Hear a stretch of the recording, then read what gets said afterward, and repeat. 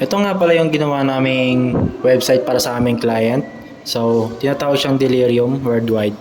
And nandito po ngayon tayo sa homepage kung saan pag pinindot natin yung URL or link, dito po tayo pupunta.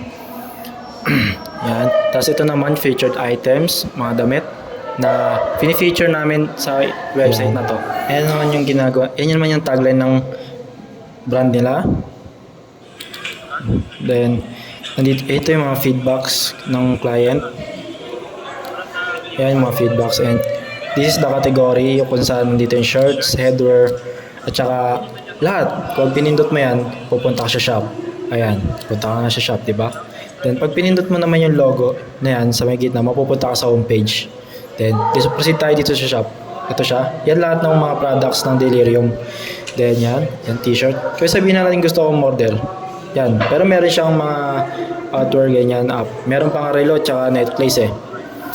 Then, sabihin natin gusto kong order. Yan. Sabi mo ito parang maganda to ah. Yan. Bibili. Ang gagawin, pwede kang mamili dyan kung anong size. May small, medium, large, tsaka XL. Pero sabihin natin XL kasi yung size ko eh. Papiliin ko yan. Gusto ko muna mamili. Pero ang gagawin ko, add to cart ko lang. Ayan. Add to cart ko na. Tapos dito mo siya makikita sa order summary. Ayan. Pero mamaya na yung payment yan kasi di pa naman tayo tapos mamili. Pero maganda siya. Partner ng short. Ayan. Kaya, yan. Naano ko siya. Large. Pero XL talaga yung size ko eh. Yan. Added na natin. So, paano kung mayroon tayong repeat na na smaller size? Ang gagawin lang natin is pipindutin natin na remove. Yan, remove lang. Imbis na i-reload natin ng website or ulitin natin sa umpisa, meron tayong remove item kung saan di na tayo kailangan umulit pa. Yan na lang. So, yan na. Na-setup na natin yung bibili natin. Pupunta tayo sa checkout details. Yan yung lalagyan natin pangalan. Lalagay lang natin details natin, pangalan, address, kung ano yung gusto nating yan.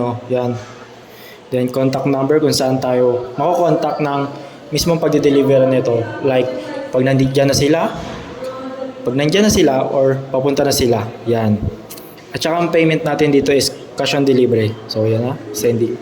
Placing order. Yan. Order successfully na. Yan ang lalabas pag natapos nyo na yung order. Then, kung gusto nyo pa mag-continue, pindutin nyo lang yan. Yan. Dito, yan. Yan na. Yan na siya. Then, about story ng ating website. Kung kailan siya ginawa. Yan, EST 2022. And the mission, vision, and collective nila. And ano yung inspiration ng design nila. Contact, kung gusto niyo naman makontak sila through collaborative actions naman, pwede kayo mag-input dyan ng name, contact number, email, and kung anong gusto nyo yung sabihin sa owner. Yan lang. Kung gusto Nasa homepage ulit po tayo ng website namin. And napaliwanag na po ng partner ko yung mga features and such ng aming website. So, ngayon po, pupunta po tayo ngayon sa admin panel. So, before po tayo makapunta dyan is yung homepage po namin and /adminpanel.html. So, dito po tayo na mapupunta sa mga orders database po namin. So, nandito po kanina yung ginawa ng partner ko na order. So, kunwari po, papalitan po natin yung status niya. Pwede po natin palitan and ayan po, status updated. So, kapag po pending, canceled, or tapos na po, diyan po natin iibahin. And kapag po may gusto tayong burahin na data, pwede rin po tayo mag-delete dito sa ating database orders. So, ayan po.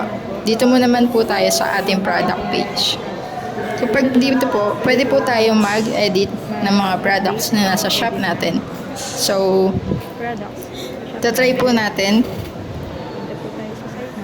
Punta po tayo ngayon sa shop namin and ayan po. Try po natin mag-edit ngayon ng price.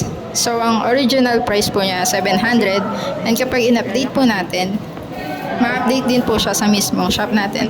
So, refresh po natin. And ayan po, 500 na po ulit siya. And other po, yung name po. try po natin mag-change ng name and update ng name.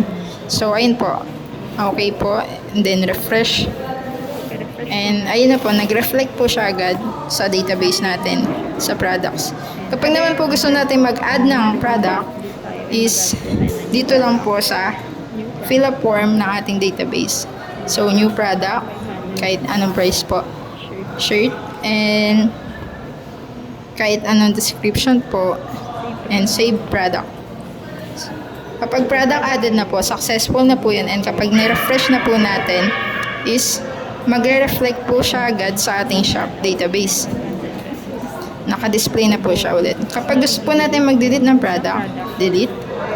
And, ayan po, product deleted. Okay. Kapag ni-refresh po natin, tapos na po. Wala na po yung product na dinelete natin. Then, ayan po yung laman ng aming admin panel.